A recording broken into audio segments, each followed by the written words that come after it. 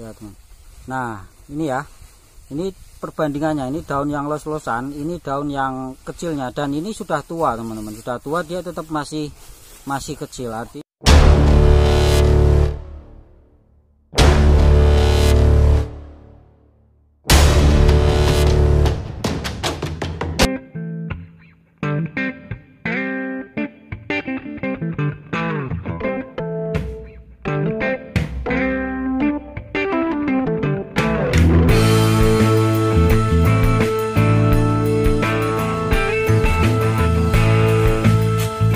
Assalamualaikum warahmatullahi wabarakatuh. Jumpa lagi dengan Mas John Bonsai. Nah, sahabat-sahabat, pada kesempatan kali ini ya, ini di depan saya ada satu material. Ini bahan bonsai, jenisnya waru hibiscus. Nah, waru variannya apa nanti kita akan lihat bersama-sama. Dan sebelumnya mohon dukungannya untuk like, subscribe, komen, share, dan aktifkan tombol notifikasinya agar ketika Mas John Bonsai mengupload video baru bisa langsung di-view oleh sahabat-sahabat semuanya. Oke, terima kasih. Mari ikuti bagaimana kita lihat material yang ada di depan saya ini. Salam satu hobi, small tree, big dream. Oke, sahabat pecinta bonsai Indonesia. Nah, ini material bonsai. Ini jenisnya ya, dari ID-nya ini waru mikro, atau biasa ada yang menyebutnya waru India mikro. Nah, kenapa kita sebut dia waru India mikro? Karena daunnya, nah ya oke, kenapa waru mikro? Karena ini daunnya ini ya, daunnya bisa sangat kecil, jadi karakternya hampir mirip kayak sancang. Jadi begitu dipres, daunnya itu bisa mengecil nanti kalau sudah jadi di perantingannya. Jadi bisa seperti ini teman-teman. Saya kasih perbandingannya ya. Ini daun yang masih los-losan, lihat besar. Nah,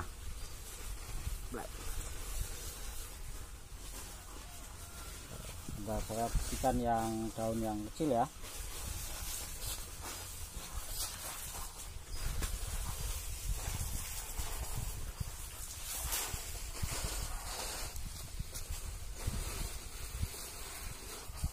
Ya, teman.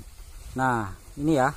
Ini perbandingannya, ini daun yang los-losan, ini daun yang kecilnya, dan ini sudah tua, teman-teman. Sudah tua, dia tetap masih kecil. Artinya waru jenis ini dia daunnya bisa sangat kecil lagi. Mungkin kalau semisal sudah proses perantingannya mungkin bisa lebih kecil dari yang ini ya, bisa lebih kompak juga. Dan untuk perantingannya dia juga bisa juga kecil, teman-teman. Ini ya. Nah, ini ya, perantingannya dia kecil nih. Ini, nah kenapa saya banyak proses untuk program bonsai waru yang jenis mikro, karena proyeksinya ke depan adalah untuk bonsai kualitas demek. Nah, makanya ini bahan jenis waru mikro ini sangat mendukung sekali untuk dibuat bonsai dengan ukuran kecil. Oke ya, gitu sobat. Mungkin, dan untuk karakter daunnya dia juga cukup tebal ya, mungkin 11-12 lah ketebalannya sama jenis-jenis waru yang India. Dan ini banyak dimakan hama ya, jadi kurang begitu sehat. Nah, nanti kita akan lihat detail bagaimana programan dari bonsai ini.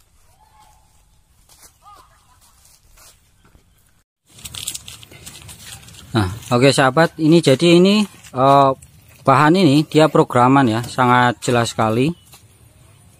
Lihat bentuknya. Dan ini dulu juga dari stekan. Dari stekan kurang lebih segini ya. Dari stekan segini, dan sekarang ini memang full dipot programannya. Seperti ini ya. Full dipot ini kurang lebih sudah ada kisaran 2 tahunan. Jadi meskipun dia terlihat tua juga, teman-teman, batangnya. Dan ini bisa lebih, kalau sudah naik pot nanti karakter tuanya bisa putih-putih, bisa lebih putih lagi untuk ini, untuk apa, batangannya ini ya, kulitnya ya. Ini.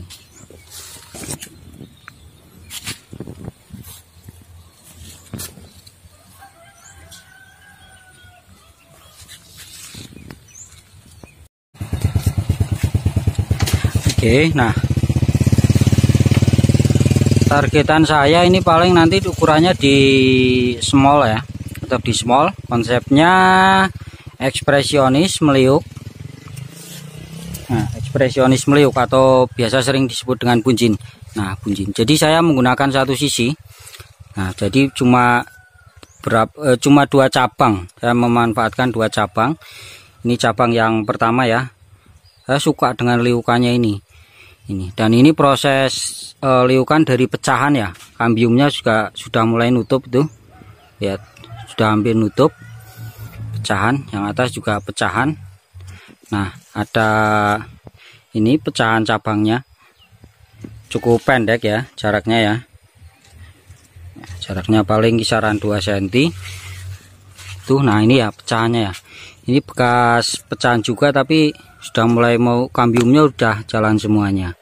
Ini ya teman-teman. Udah mulai nutup. Nah, di sini ada proses liukannya. Nah, kenapa saya buat ini dengan konsepnya bunjin? Karena ekspresionis, bonce-bonce ekspresionis dia menitik beratkan center point-nya pada gerak ekspresi dari pangkal akar. Nah, pangkal akar ini ya. Pangkal akar, ini akarnya kebetulan banyak yang lari ke sebelah kiri, makanya cabang dan mahkotanya saya juga gerakan dia ke sebelah kiri. Jadi biar seirama dengan gerakan mulai dari akar sampai ujung mahkota, top ujung mahkota ya teman-teman. Nah, itu kenapa saya nggak menggunakan dia mahkota yang komplit ataupun mahkota yang lengkap. Karena sekali lagi ini bonce konsepnya ekspresionis. Bonce ekspresionis, gerak garis ekspresinya dari pangkal akar sini. Nah, ini ada gerak garis ekspresinya sampai ke atas. Di sini ada sedikit liukan, ya terus naik. Ada beberapa pecahan di sini yang memang ini rekayasa ya. Rekayasa, terus dia naik ke atas dan nah di atas ini ada liukan yang cukup ekstrim juga. Nah, ini salah satu center point ya, salah satu center pointnya. Dan mahkotanya nanti dia berada di bawah liukan yang ini. Kenapa? Karena ketika mahkotanya di atas, nanti juga center pointnya ini dia nanti akan kalah. Ya, jadi ketutupan mahkota. Jadi kan bahasanya sangat disayangkan lah ya, eman-eman ya. Sudah kita buat sedemikian rupa, tetapi center pointnya malah ditutupi oleh mahkota. Jadi ini terus, nah jadi paling mahkotanya nanti simpel. Ini mahkota, terus yang bawah ini nanti juga cabang, ada mahkotanya semi mahkota ya kalau orang bilang ya, dikitnya. Jadi simpel. Nah, terus satu lagi pertanyaan, saya buat hanya memanfaatkan dua cabang ini, tetapi kenapa tunas-tunas liar ini saya pakai? Nah, kadang kan gitu ya, yang jadi pertanyaannya. Nah, ini juga salah satu teknik juga ya, karena bonce ini dulunya itu bawahnya agak kecil, bawahnya lebih kecil dari ini, dan lebih kecil, jauh lebih kecil dari yang atas. Jadi bawahnya sangat kecil, kemudian atasnya besar. Nah, secara logika alam ya, logika alamnya kan berat di mahkota, sedangkan akarnya juga kurang besar juga. Nah, saya masih memanfaatkan cabang-cabang yang atau tunas-tunas yang liar ini, saya pakai dia untuk pembesaran batang yang bagian bawahnya. Jadi nanti bagian batang bagian bawah dia lebih besar lagi, kemudian mengecil dan minimal seimbang lah ya, seimbang dengan batang yang di atasnya. Nah, ini sebagai penarik biar batang yang bawah bisa lebih besar. Nah, makanya saya pakai ini kan ketika cabang ini. Nah, ini kan bisa dilihat teman-teman. Nah, ada tunas yang tumbuh di sini. Nah, makanya bagian dari yang ditumbuhi tunas sampai ke bawah dia akan membesar, sama juga dengan yang ini. Nah, yang di atas ini dia tunas liarnya cukup banyak dalam satu titik ya, 1, 2, ada 2, ada 3. agak kecil ini. Nah, makanya dia membesar di sini. Membesar di sini ya. Nah, ini nanti sudah akan nanti saya stop. Yang kira-kira pembesarannya sudah cukup ya. Bisa di stop terlebih dahulu.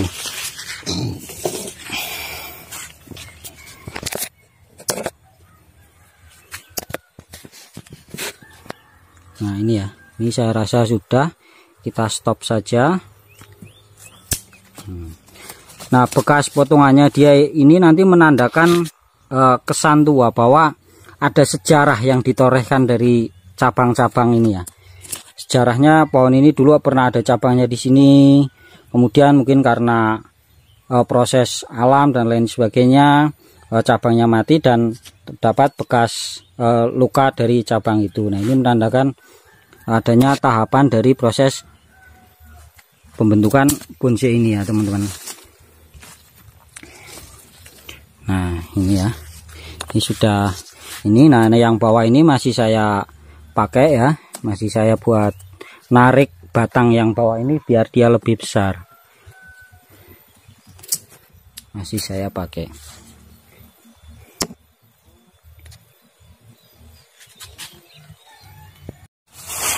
Nah, oke, sahabat Mika Bonsai, jadi itu ya sedikit berbagi tip dari Mas John Bonsai, channelnya Mas John Bonsai. Dan kali lagi ya, mohon dukungannya untuk like, subscribe, komen, share, dan aktifkan tombol notifikasinya. Selamat berkarya, salam satu hobi, Bonsai Indonesia.